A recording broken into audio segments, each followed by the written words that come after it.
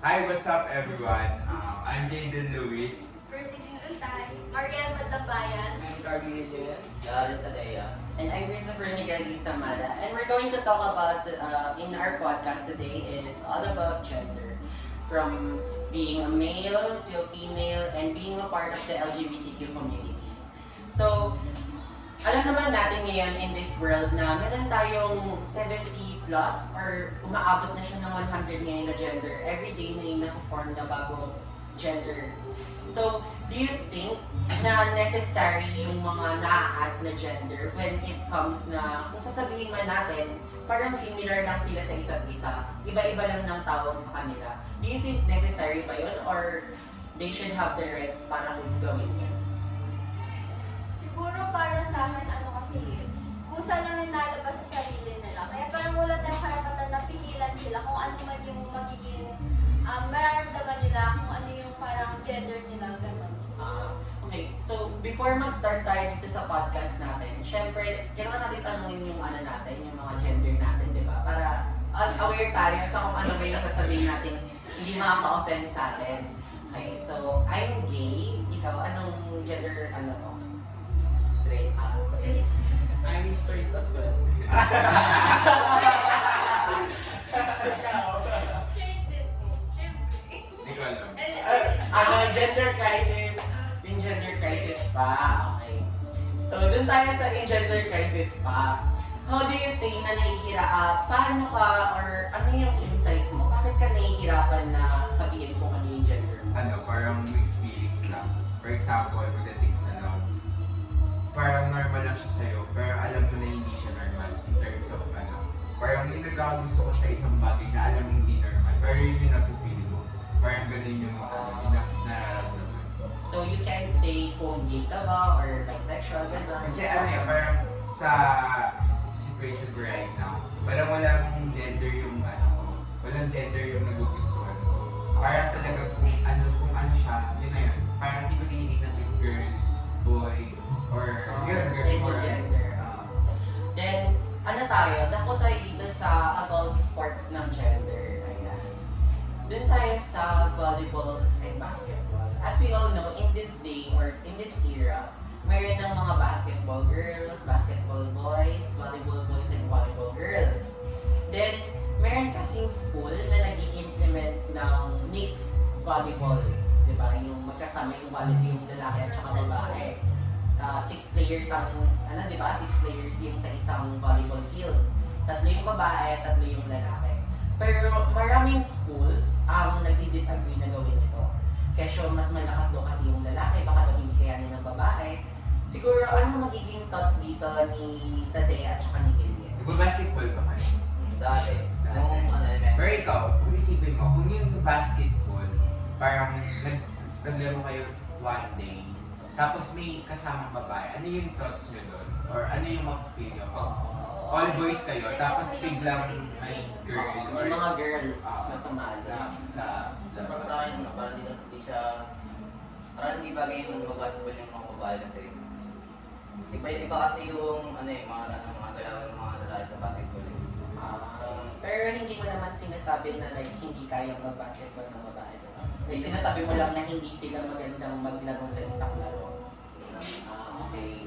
Ikaw, For me, okay lang naman.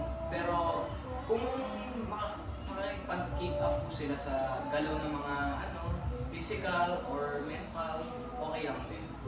Ayun, no? Agree ako dun sa sinabi ni Gillian, no? Kung kaya naman ng babae, no, na makipagsabayan sa mga lalaki. Why not? Oo, why not? Kasi di ba yung mga lalaki, kasi may broad shoulders. Eh kapag kinaldagan yung babae, baka tumalsik ka. Ay, bakal lang. Makaldagan ng gano'n. Bird ka na talaga. Bird ka talaga. kasi is may team.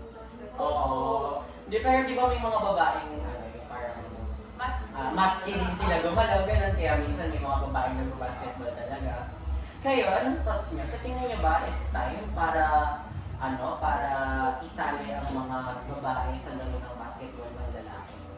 katulad nung sabi ni Gillian, if kaya naman nila makipagsabayan, why not, diba? Kasi it depends naman sa girl if gusto niya. Kasi hindi naman, oo, kung kaya niya. Kasi hindi natin siya pwedeng pigilan.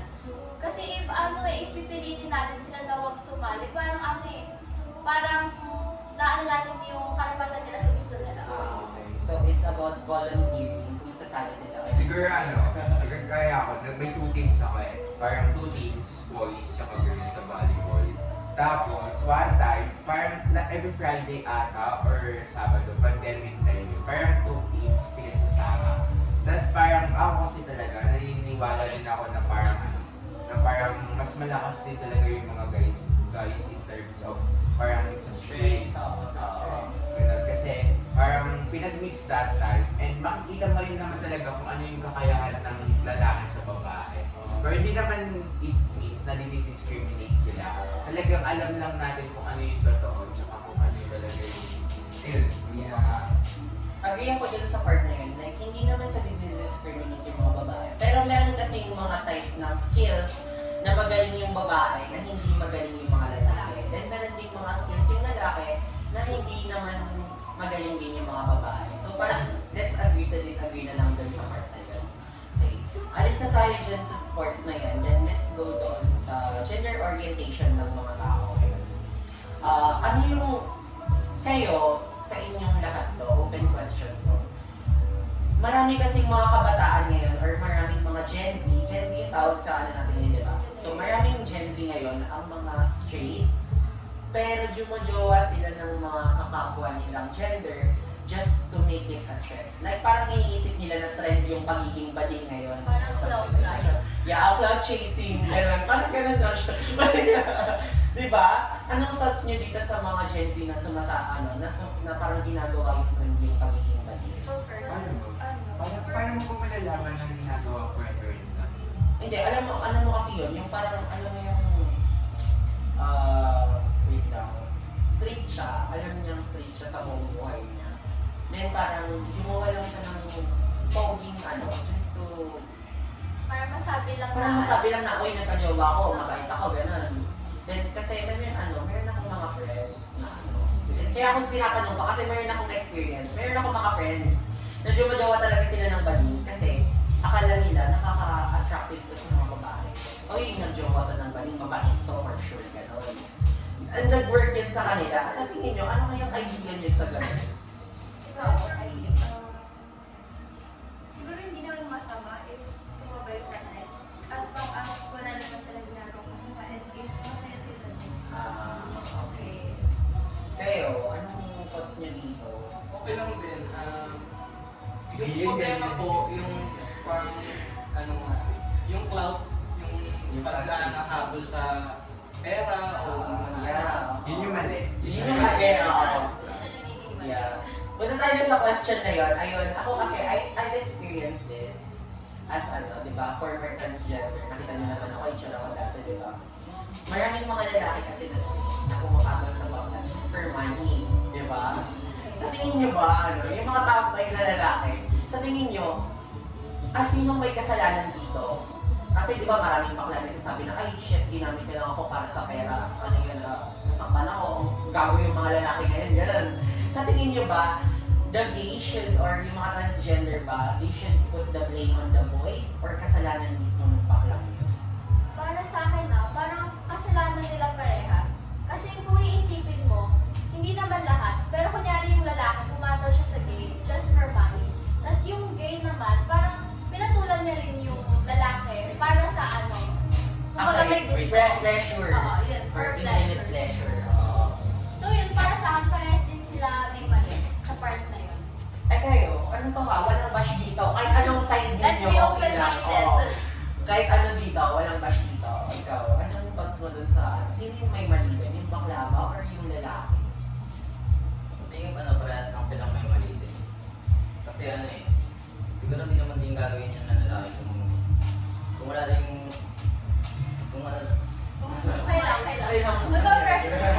Huwag ka mag-pressure. Hindi ako magagalit kahit anong sagot mo. Chill lang. Chikahan lang to. Hindi para sa akin, parehas silang mali kasi iba rin kasi yung isip ng lalaki kasi di ba, pera lang ako niya. Shit, dito, pag nangawanan ng lalaki yung gusto niya, iiwan niya rin yung Then, ikaw, Nilin, anong thoughts mo doon? Kahit ano pa, gusto ko may nagdidisag. Wala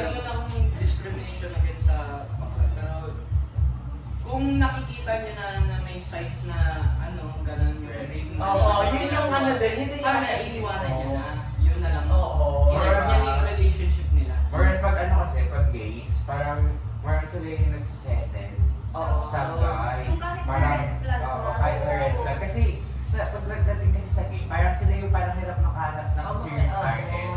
Kaya parang nagsisettle sila kahit alam nilang wala nang matitira sa kanila. Diba? Parang sobrang sad ng ganong idea. Kayo, anong thoughts niyo doon? Ikaw, first. Ano, Sa tingin mo, sino yung mali doon? parang wala.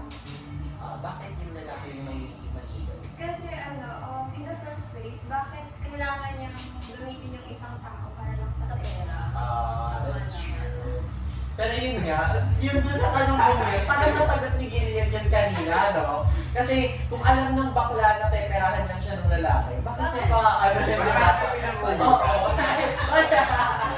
Ay, hindi naman. Hindi ako lumasa sa lalaki sa buong buhay ko, no?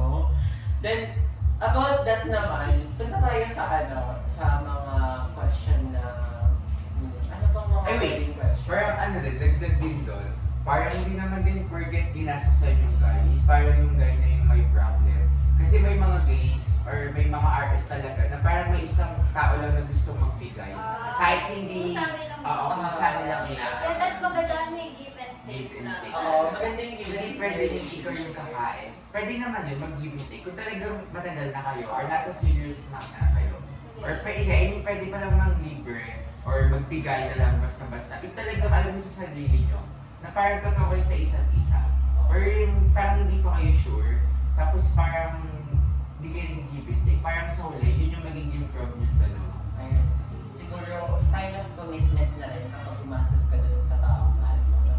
Then, malalaman mo na lang din if serious ba siya sa'yo or hindi. Then, ano pa kayang magandang, let's talk about religion sa gender. So, as you all know, dito sa confi natin, pinag-uusapan na yung pagpapasa ng Soji Bill. At ano naman kayo dun, di ba? Familiar naman kayo with the Soji Bill.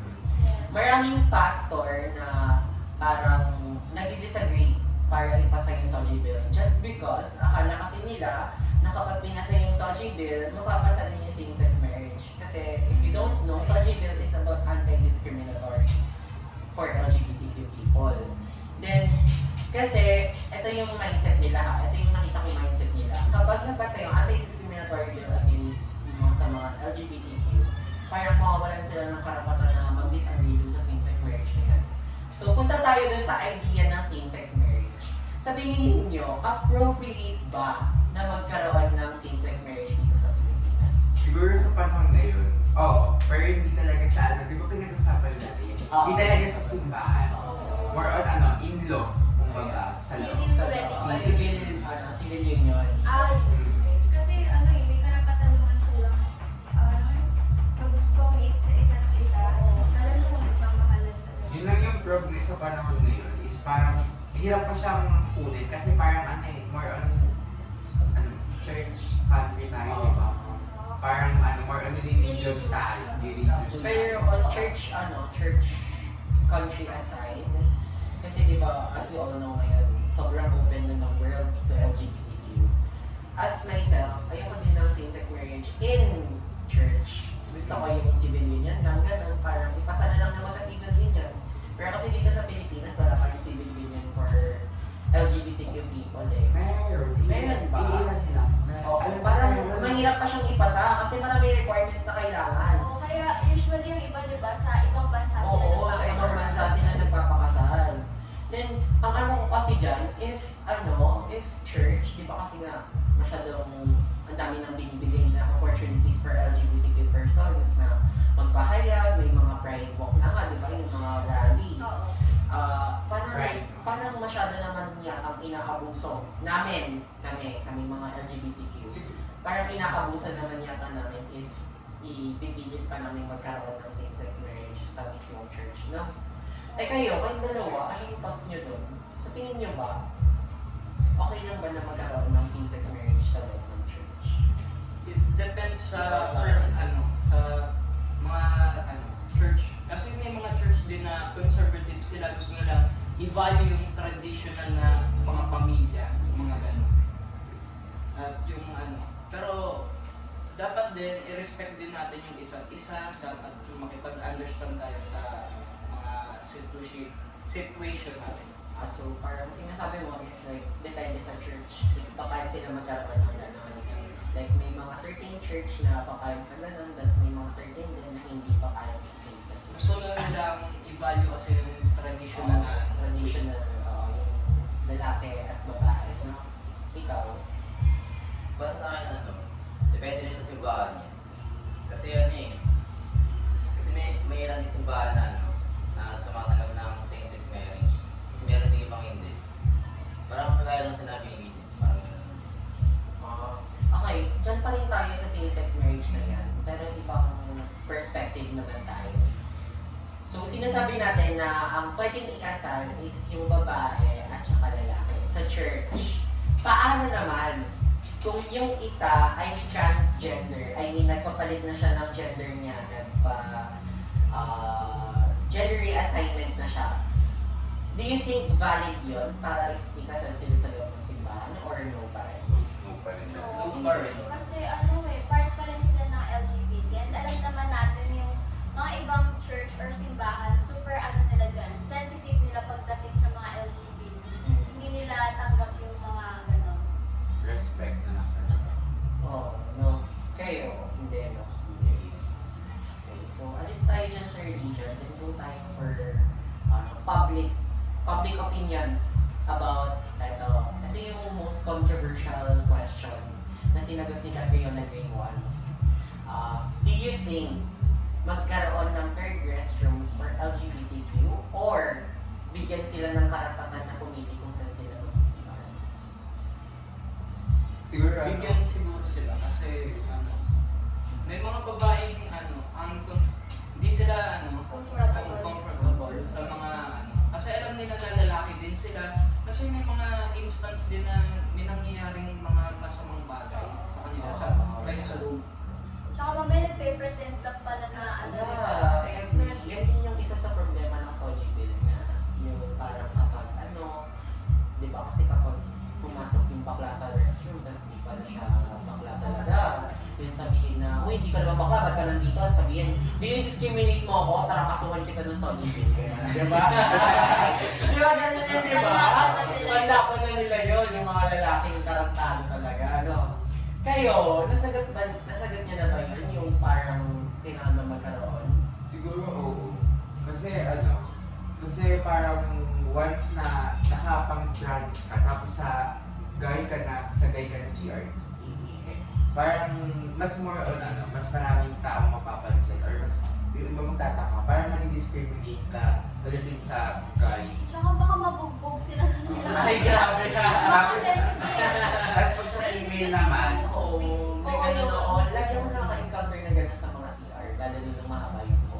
tapos pag sa female naman, same lang din, discriminate lang din sila na parang lalaki ka, di ba? Kahit na ganyan ka, dapat sa, di ba yung mga video sa social media, ganun. Kaya parang dapat talaga meron. Siguro yung ibang school, yung ibang malls, meron ng ganun, di ba? Yung sa dati kong school, actually, meron kami sarili namin LGBTQ na toilet. Kaya malinis talaga siya compared sa mga CR ng lalaki. Diba? Kung nakapasok, diba? Kapag papasok tayo, kailangan namin ganun yung ilaw namin. Sobrang bangit talaga ate. Tapos saka Siya ng lalaki. Oo. Diba, ang linis ng bowl, tapos may ihi pala doon sa gilid ng bowl, kaya mabaho. Kung nakapasok kayo Sa side na ako nahihinig niya. Alam na Diba, So, Kaya ka din ako nahihinig siya eh. Sa bahay na lang ako eh. okay, so nakasagot na lahat dun sa kung kailangan magkaroon ng di ba, nakasagot na. Then lahat kayo is oo. We all agree. So may question, follow-up question ako dyan.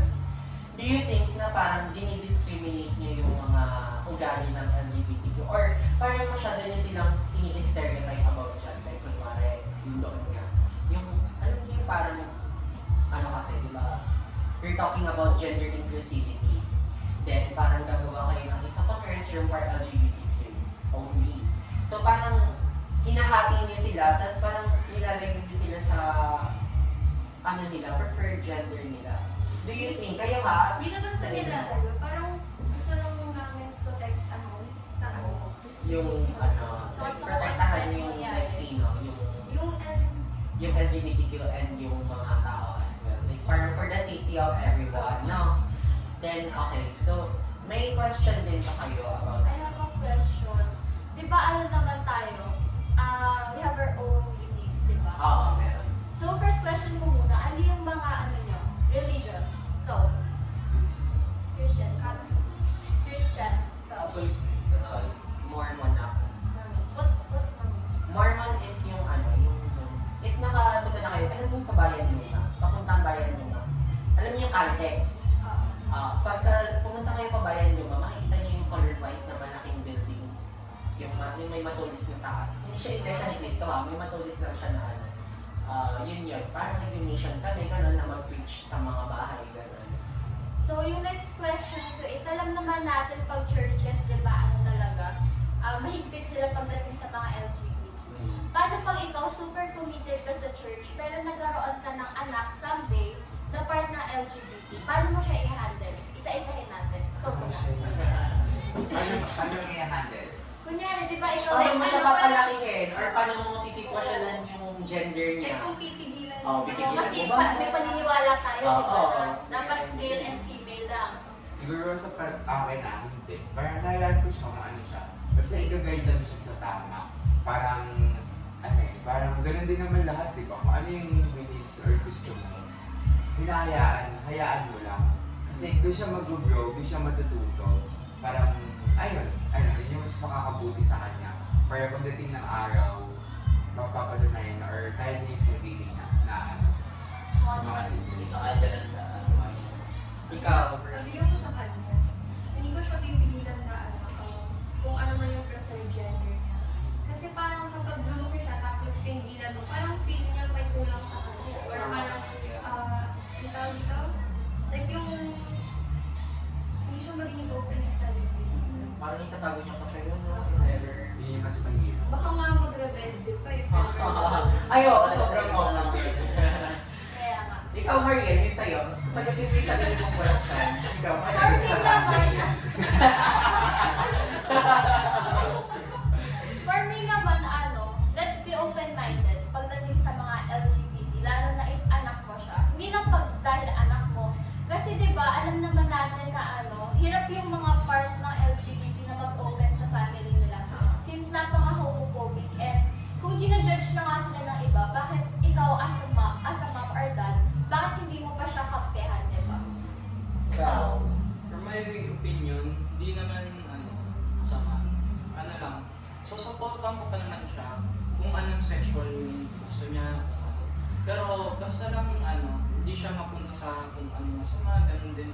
Walang bisyong yung parang makapunta rin siya sa mga gagawa rin ng mga masamang bagay. Like, supportive siya sa pagiging LGBT. Basta wag na rin pamupunta sa masamang landas. Ikaw, Para sa akin kasi, di ba, anak mo naman yun, dapat susuportahan mo na, dapat tanggap mo kung ano man yun, niya, yung gender niya. Dapat susuportahan mo na siya sa mga gusto niya.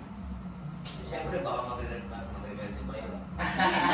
But in the future, balikan mo, magigandi pa siya sa'yo. At saka baka magkaroon ng sama ng loob sa parang nahihiya tuloy akong sagutin yung question na yan. Ano ba? Ibang-iba yung answer ko sa inyo. Di ba? Ako, as an LGBTQ person, since birth, kasi as far as I can remember, bakla talaga ako. Alam ng buong mundo yun. Hindi ko siya tinatago. Di ba nga, as a person, as na marami na akong na-encounter na sexual abuse, na mga na regarding sa gender ko. I think, for me, as much as possible, tutulungan ko siyang, like, parang maayos yung gender niya. Or parang, tutulungan ko siya na itago, kumbaga ba, yung parang, yes, you can be whoever you want inside the house, pero outside, let's just tone it down a little. Kasi, from what I've experienced, sa tingin ko, ano yung ma-experience ng anak ko yun? Sa lahat ng catcalling ng mga lalaki sa akin, like, aasarin nila ako na, uy, Violet, ang sexy mo. Gumagano'n kasi sa akin. Yung bra. Oo, yung bra pa. Oo. Actually, hindi lang naman lalaki ang nandidiscriminate sa mga bakla. As well as yung mga Mismong babae. school. Mismong school Shout out sa akin, ha? Shout out sa akin. Yung sa clinic. Nag-drop din. Yung sa clinic kasi ate, di ba nga kahapon, nakabra ko. Then sabi nila, oh, nakabra ka? Color Sino blue yan, nagsabi? no? Hindi na, huwag na tayo mag-ano. Kasi baka mamaya kaibigan ni Ma'am Tina. Basta parang na-hurt ako doon. Kasi nga, di ba parang binigyan niya ko ng parang Nakakadasa. Hindi, parang parang- makaka-open yung pagtingin niya sa'yo kasi. Then yung mga lalaki nga, back tayo doon, yung mga discrimination. Parang ayaw ko kasi parang naman niya yun. Pero as far as I can, syempre susuportahan ko siya. Kasi ako nga, sinuportahan ako ng magulang ko. Bakit hindi ko siya nasusuportahan? Pero syempre, as much as possible, magiging alert ako if ever na may mangyari. Gusto ko kasi yung parang tropa lang kami ng anak ko. Para nasasabi niya lahat hindi siya nahihirapan. Ako di ba pinag-usapan natin about sa family? Kayo, about sa family or mga cousins, mga tita-tita, ano yung mga discrimination, hindi lang sa inyo, or mga discrimination sa side ng family nila, parang pagdating sa gender, like for example, yung mga paniniwala nila way back 90s na na gusto nyong mabago or alam niyo na mali na paniniwala nila. Like mga pamahiin ganun na parang bawal yung ganyan, pag I'll go first on that one. I don't think na kailangan natin baguhin yung pananaw nila. Kasi kung ano yung gusto nilang paniwalaan, yun dapat yung paniwalaan nila. Siguro ano na lang, kung yun yung paniniwalaan nila, then may i-bash sila sa atin or i-discriminate nila kami, I think ano na lang, parang deadma. Deadma sa bashers, kasi yun yung paniniwala nila, hindi naman pwedeng baguhin mo na lang eh, di ba? Kung yun yung nakasanayan nila, yun yung kalakihan nila, dali nila yan hanggang sa kamatayan. Pero huwag naman sana. Huwag naman sana agad. Pero so far, okay naman siya. Ang lang, yung sa mother side ko talaga, super supportive ng family ko sa akin.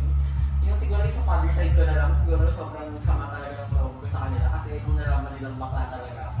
Tumira kasi ako sa kanila for 5 years.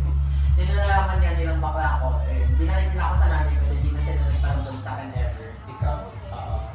So, ay, wala na ako naranasan ganun. Siyempre pala, ako lalaki yun eh. Siguro tayo na ng dalawa. Oo, tayo na lang parang yun eh. Ako yung sa mother side ko, dun kasi talaga ako lumaki. Di good yung parents ko.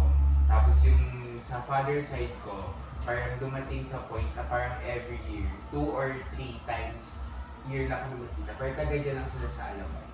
Tapos nung lumalaki ako, nung nag-start ako siguro dito sa IN, na natuto na ako mag-commute or parang makipag-communicate na kasi may utak na ako. Kasi never talaga humingi ng parang sustento yung mother ko sa father ko. Parang laging kaya niya kahit alam ko na hindi. Ayun, gano'n.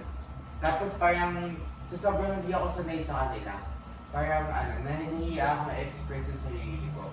Pag nasa kanila ako, parang alam mo yung hindi ka makabasag pinggan, na hindi mo magawa yung mga nagagawa mo sa bahay sa mother side ko. Parang iniisip mo na kapag Oo, kasi hindi ko sila lumaki. Yun yung mali na parang inuuna ko yung isipin ng iba.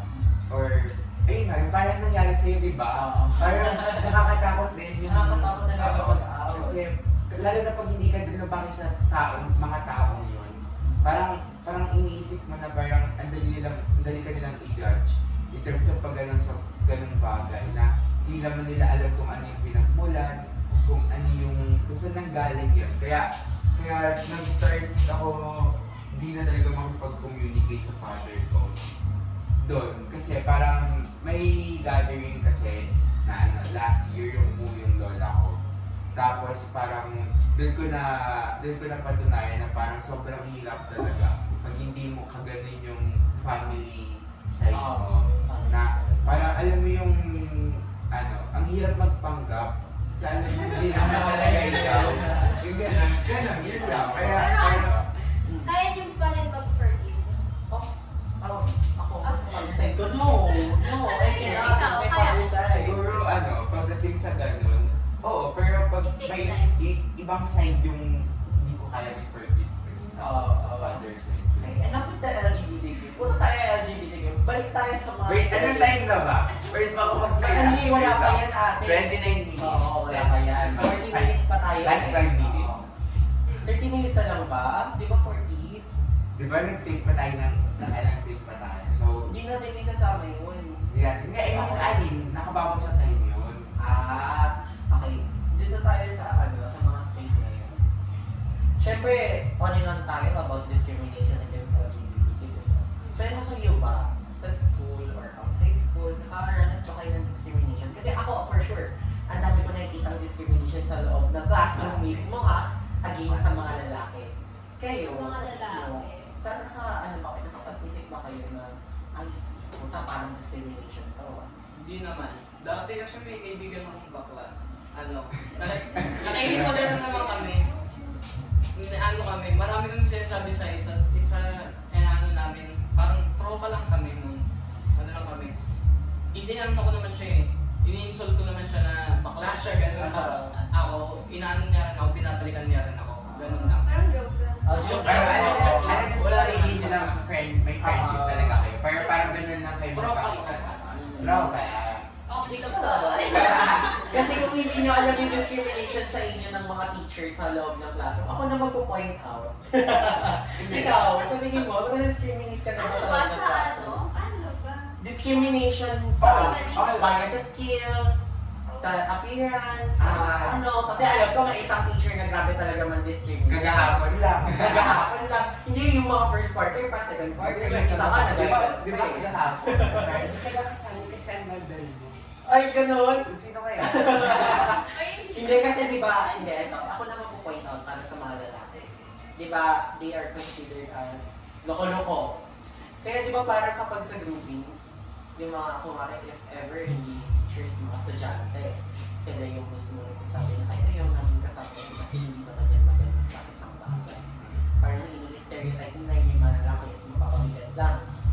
Then, yung mga may mga teacher kasi, ito kasi may mga teacher na parang sinasabi sa akin na isali mo nga si ano sa grupo mo, wala din naman magagawa yan kapag mag-isa yan. Hindi na ako magdadap ng pero tatlong teacher yun, dalawang lalaki, isang babae. Nagsasabi sa akin na, ay, isali mo na sa grupo mo kasi kung hindi mo tayo isali sa'yo, walang mararating to. Hindi nga ganun nila. Inaano nila yung kakayahan. Oo, hindi Pero Parang nag-ano sila, nagbibig sila kung ano yung action sa pinapakita. Oo. Sa classroom, hindi nila naiisip yung parang strength or kakayahan ng isang tao pagdating sa labas. Kasi kanya-kanya naman tayo eh. Parang kanya-kanya tayo nag-a-adjust. Like, kagaya ko, parang last school year, hindi ako ganun kaano sa ACADS.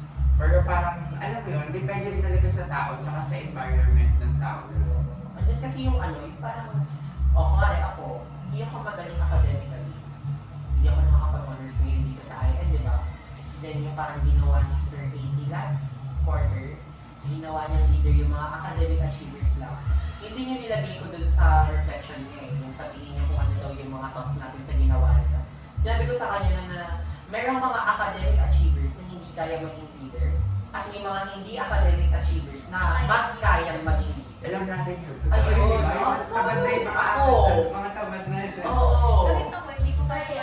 Diba? Ay, parang hindi ko sila makahandle. Oo. Parang matakot sila sa kagad. Ay, tayo na natin. Ayun. So, tapos na natin to. So, nung first, patayin mo muna, ano ba yun? Alam ko yun kasi tignan namin. Siguro nung first quarter, ang galing natin lahat, di ba? Oo. Pero nung end, nakita natin talaga kung sino yung parang hindi talaga, parang, alam mo yun, parang yung kakayahan, hindi na siya, hindi lang siya, Parang wala nang pakialam. oo, parang hindi na siya, parang hindi siya forever na lang, diretsual lang. Pero may end din talaga yung isang bagay. Tsaka lahat tayo, sabi nga niya, lahat tayo may capacity sa kung ano lang kaya natin. Pero may alam naman natin sa sarili natin na may mas ikakaya pa tayo. Yung mga gender talaga, meron talaga yung highs and downs. Oo. Kung ano yung hindi kaya ng isa, yun yung kaya naman ng isang gender. Kaya dapat magtutulungan talaga tayong lahat para umangat, di ba? May i-add ba kayo, di ba? Ano message nyo pagdating sa gender?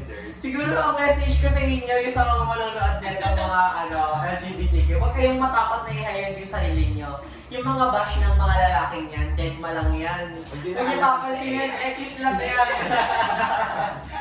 Let's learn to respect. Oo, let's learn to respect gender. Ayan, para sa mga straight na lalaking homophobic at may mga babaeng homophobic dyan, alam ko, kilala ko kayo. Ay, My God.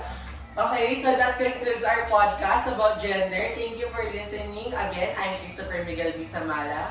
I am Lawrence Vitadea. And I'm Cardi Jen. I am Mariel Magdabayan. I'm person ng time. I'm Jade Luis. And see you again on our next episode of podcast. Bye-bye. Bye-bye.